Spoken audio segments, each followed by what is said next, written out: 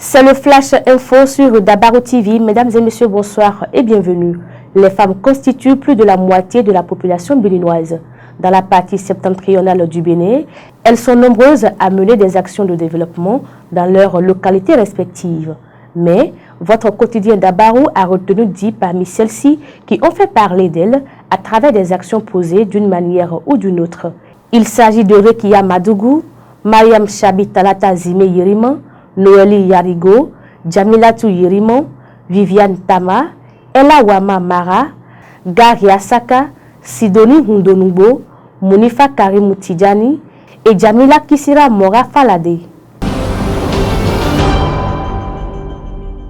L'armée béninoise a perdu 2 de ses soldats suite à l'explosion d'une mine artisanale le mardi 12 décembre 2023 à Bakomoko dans la commune de Karimamon. Selon les informations publiées par les 4 vérités, ces 2 militaires ont péri pendant qu'ils allaient chercher de l'eau potable pour le détachement militaire déployé à Bakomoko quand leur moto est passée sur l'engin explosif. Les corps de ces victimes ont été transportés à la morgue du CHD Kandi par un hélicoptère dans l'après-midi. La libération du professeur Joël Aïvo préoccupe plus d'un. À cet effet, 115 universitaires internationaux, pas des moindres, ont signé une tribune pour demander au chef de l'État Patrice Talon la libération du constitutionnaliste Joël Aïvo et tous les militants de la démocratie. Ils demandent que justice soit faite à ces derniers.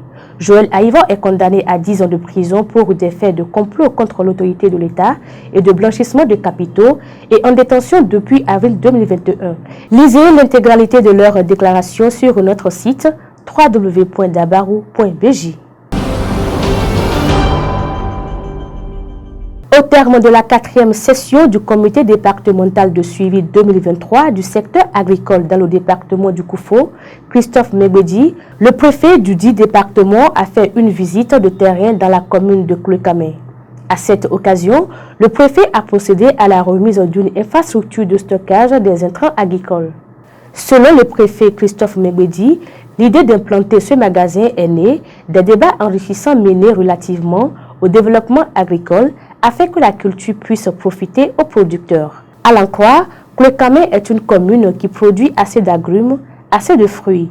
Ce magasin vient donc à point nommé pour accompagner les agriculteurs, pour leur faciliter la tâche, pour leur permettre de bien entretenir les agrumes afin de pouvoir non seulement se nourrir mais aussi scolariser les enfants, les soigner s'ils tombaient malades. Il a enfin invité les autres communes en particulier et le Bénin en général à embrasser l'agriculture pour amorcer le développement.